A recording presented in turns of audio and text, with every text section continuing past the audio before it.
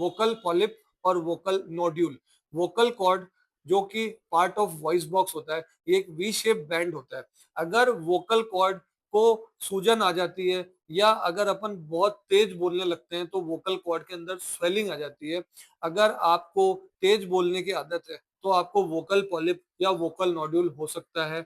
अगर आप जोर से चिल्लाते हैं, अगर आप सिंगर हैं तो आपको वोकल कॉर्ड के अंदर नुकसान पहुंच सकता है। इसी के ही बार-बार आवाज को तेज-तेज बोलने में, खराशी होने में चांसेस हो जाते हैं कि आपको पॉलिप हो जाए या नोड्यूल हो जाए।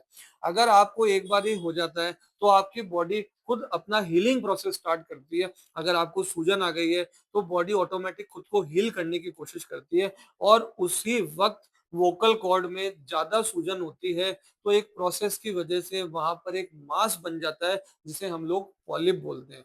बात करते हैं वोकल नोड्यूल की। वोकल नोड्यूल छोटे होते हैं और वोकल कॉर्ड के दोनों तरफ आमने-सामने मिलते हैं। लंबे समय तक आवाज के गलत इस्तेमाल पर बनते हैं। गलत इस्तेमाल का मतलब तेज चिल्लाना।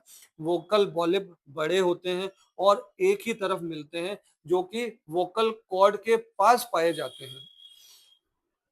आवाज के गलत और गहरे तेज चिल्लाने के इस्तेमाल से बन जाते हैं। अगर आप स्मोकर हैं, टोबैको एडिक्शन है, अगर आप ये सब करते हैं तो आपको ज़्यादा चांसेस है बनने के। एक और कॉमन कॉज़ है जिसको हम लोग गैस्ट्रिक रिफ्लक्स बोलते हैं। किसी पेशेंट को सीवियर एसिडिटी होती है, वो रात को सोता है तो उसका पेट का सारा एसिड रिफ्लक्स कर उसके गले में लैरिंक्स के अंदर भरता है और वहाँ पे इन्फेक्शन और इन्फ्लेमेशन बनता करता है और वो आगे जाके वोकल नोड्यूल्स बन जाते हैं। वोकल नोड्यूल्स या वोकल पॉलिप्स नॉन कैंसरस होते हैं फ्रेंड्स, डरने घबराने की जरूरत नहीं है।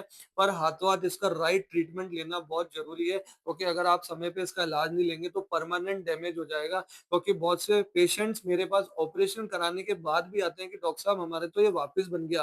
तो मैं उन्हें लाइफस्टाइल मेडिकेशन और लाइफस्टाइल ट्रीटमेंट बताता हूँ, आप ये सब करिए, इससे आपको काफी आराम होगा। आगे बात करेंगे होम्योपैथिक मेडिसिन के बारे में।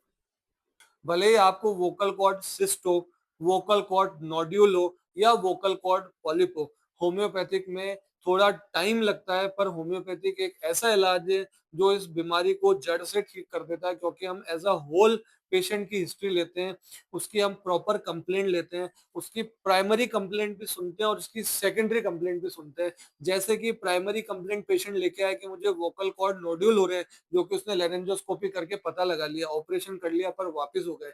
पर हम उसकी सेकेंडरी कंप्लेंट भी सुनते हैं कि उसको क्या कारण से हुआ है। जैसे किसी पेशेंट को नोड्यूल रिफ्लक्स की वजह से हुआ है। मैंने उसका केस लिया, मैंने उसको कहा भाई तुझे क्या तकलीफ है? मैंने पूछ लिया, पर मैंने उसके सेकेंडरी सिम्पटम्स लिए कि उसको बहुत ज्यादा लीवर का मेटाबॉलिज्म कमजोर है, उसको एसिडिटी होती है, रिफ्लक्स होता है। तब मैं पूरा केस लेके उसकी एक प्रॉपर कॉन्स्टिट्यूशनल मेडिसिन बनाता हूँ।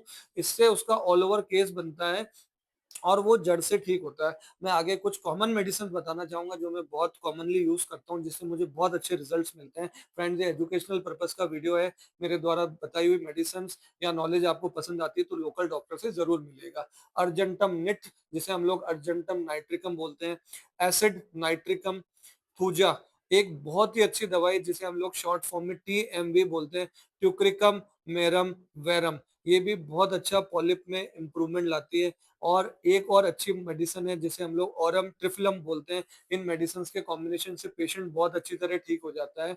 इसलिए आप स्वयं का इलाज तो बिल्कुल मत करिएगा, किसी अच्छे होम्योपैथिक डॉक्टर के पास जाना और उसको रेगुलर फॉलोअप चेकअप कराना। मैं भी ऑनलाइन कंसल्टेशन देता हूँ, मैं खुद का किट बनाता हूँ वोकल पॉलिप्स का, मैं काफी पेशेंट ठीक कर चुका हूँ। अगर आप आसपास है तो मुझसे मिलिए या फिर स्क्रीन पे दिए हुए नंबर पे मुझे व्हाट्सअप कर सकते हैं। तब तक के लिए friends stay safe and take homeopathy. नमस्कार।